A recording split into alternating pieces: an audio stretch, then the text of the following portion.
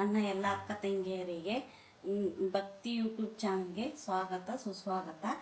ನಾನು ಚಿಕನ್ ಸಾಂಬಾರು ದಿಢೀರಾಗಿ ಮಾಡೋದು ಹೆಂಗಂತಂದು ಹೇಳ್ಕೊಡ್ತಿದ್ದೀನಿ. ಏನೇನು ಬೇಕಂದ್ರೆ 1 kg ಚಿಕನ್ ತಗೊಂಡಿದ್ದೀನಿ, ತೊಳೆದು ಕ್ಲೀನಾಗಿ ಇಟ್ಕೊಂಡೀನಿ. 2 ನೀರುಳ್ಳಿ ಮತ್ತು 2 ಬೆಳ್ಳುಳ್ಳಿ ಗಡ್ಡೆ, 2 ಸ್ಪೂನ್ ಕೊತ್ತಂಬರಿ ಕಾಳು, 1/4 ಇಂಚ್ ಹಸಿ ಶುಂಠಿ, 4 ಪೀಸ್ ಚಕ್ಕೆ, 2 ಪೀಸ್ ಚಕ್ರ ಮೊಗ್ಗು, 4-5 ಲವಂಗ ಮತ್ತು ಅರ್ಧ ಟೀ ಸ್ಪೂನಷ್ಟು ಮೆಣಸಿನಕಾಳು, 2 ಏಲಕ್ಕಿ ಕಾಯಿ, ಇದಿಷ್ಟು ಮತ್ತು 2 ಟೊಮೊಟೊ ಮತ್ತು 1/4 ಭಾಗ ಕಾಯಿ ತುರಿ ತಗೊಂಡಿದ್ದೀನಿ. ಈಗ ಚಿಕನ್ಗೆ ಒಂದು ಸ್ವಲ್ಪ ಅರಿಶಿನ ಪುಡಿ ಹಾಕ್ತೇನೆ ರೀ, ಮತ್ತು ಒಂದು ಸ್ವಲ್ಪ ಉಪ್ಪು ಹಾಕ್ಬೇಕ್ರಿ. ಮಿಕ್ಸ್ ಮಾಡಿಬಿಟ್ಟು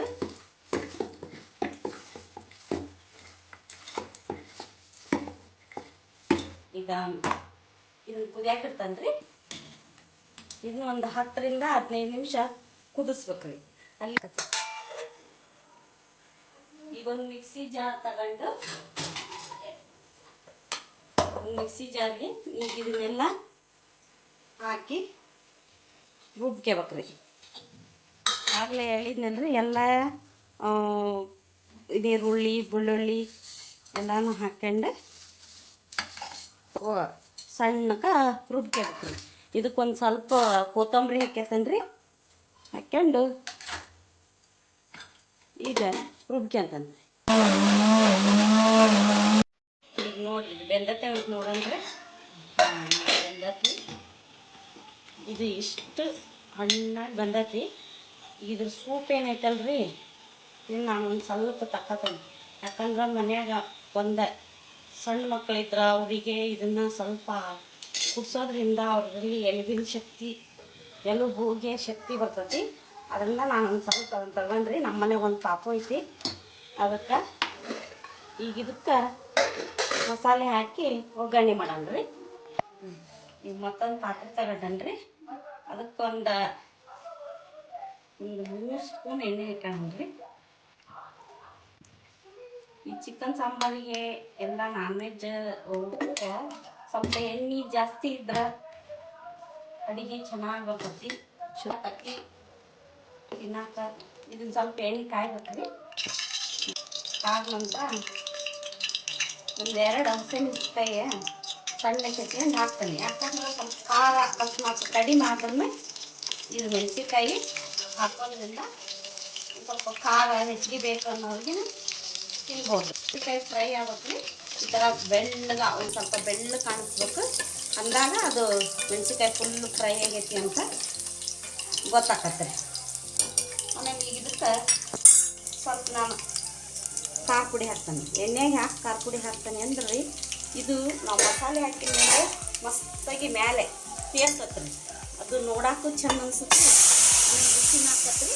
ಮತ್ತು ಈ ಬೆಂದ ಚಿಕನ್ನ ಒಂದು 5 ನಿಮಿಷ ಈ ರೀತಿ ಎಣ್ಣೆಯಾಗ ಫ್ರೈ ಮಾಡ್ಕೊತಾನೆ. ಈ ರೀತಿ ಮಾಡೋದ್ರಿಂದ ಈ ಖಾರ ಪುಡಿ, ಉಪ್ಪು, ಅರಿಶಿನ ಚಲೋ ತಂಗ ಕುಡ್ಕೊಂತತ್ರಿ. ಅದು ಒಂದು 5 ನಿಮಿಷ ಕುದಿಯಾಕ ಬಿಡ್ತೇನೆ ರೀ. ನಾನು ಇದಕ್ಕೆ ಇನ್ನೊಂದು ಸ್ವಲ್ಪ ಉಪ್ಪು ಹಾಕ್ತೇನೆ ರೀ. ಆಮೇಲೆ ನೋಡಿ ಮತ್ತೆ ಹಾಕೋತೇನೆ ರೀ. ಈಗ 5 ನಿಮಿಷ ಇದು ಕುದೀತ್ರಿ. ಇದಕ್ಕೀಗ 1 tea spoon chicken masala, 1 tea spoon ಕೊತ್ತಂಬರಿ ಕಾಳು ಪುಡಿ, 1/4 ಚಮಚ ಗರಂ ಮಸಾಲ ಹಾಕ್ತೇನೆ ರೀ. ಹಾಕಿ ಇದನ್ನು ಇದ್ರ ಜೊತೆಗೆ ಒಂದು 5 ನಿಮಿಷ ಫ್ರೈ ಮಾಡ್ತೇನೆ ರೀ. ಮಾಡಮ್ದು ಫ್ಲೇಮ್ ಲೋನಾಗ ಇಟ್ಕರ್ರಿ, ಅಂದ್ರೆ ಹೊತ್ತ ಸಾಧ್ಯತೆ ಇರ್ತೈತಿ. ಆಮೇಲೆ ಈಗ ನೋಡ್ರಿ ಗಮ್ ಅಂತ ವಾಸನೆ ಬರಾಕತ್ತೈತಿ.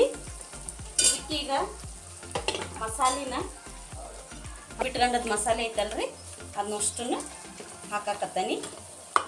ಹಾಕಿ ಮಸಾಲೆ ಎಲ್ಲ ಚಿಕನ್ನಿಗೆಲ್ಲ ಹುಡ್ಕೋಬೇಕ್ರಿ. ಹಂಗೆ ಮಿಕ್ಸ್ ಮಾಡಬೇಕು. ಜಾರ್ನೆಲ್ಲ ಕ್ಲೀನಾಗಿ ತೊಳೆದ್ರಿ, ಅದನ್ನೆಲ್ಲ ನೀರು ಹಾಕ್ಯಂಡನಿ.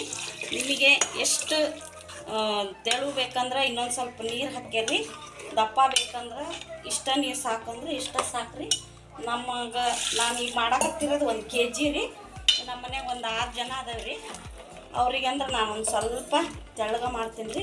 ಈಗ ಮಸಾಲೆನ ನಾವು ಜಾಸ್ತಿ ಹಾಕೋದಿಲ್ಲ ರೀ. ಇದಕ್ಕೆ ಹೆಚ್ಚಿಗೆ ಹಾಕಿದ್ರೆ ಮಸಾಲೆ ವಾಸನೆ ಇದ್ರೆ ಚಿಕನ್ನಿನ ಫ್ಲೇವರ್ ಹೋಗ್ಬಿಡ್ತೈತೆ ರೀ. ಹಿಂಗಾಗಿ ನಾವು ಸ್ವಲ್ಪ ಮಸಾಲೆ ಕಡಿಮೆನ ಹಾಕಿ ಈ ಥರ ತೆಳ್ಳಗೆ ಸಾರು ಮಾಡ್ತೇವೆ ರೀ.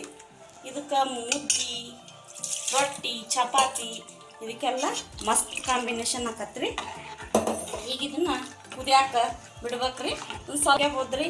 ಇದಕ್ಕೆ ಉಪ್ಪು ಖಾರ ನಿಮಗೆ ಹೆಂಗೆ ಟೇಸ್ಟ್, ಒಬ್ಬೊಬ್ಬರು ಜಾಸ್ತಿ ಖಾರ ತಿಂತಾರೆ, ಒಬ್ಬೊಬ್ಬರು ಕಡಿಮೆ ಖಾರ ತಿಂತಾರೆ. ನಾವಂತೂ ಸ್ವಲ್ಪ ಖಾರ ಜಾಸ್ತಿನ ತಿಂತೇವೆ ರೀ.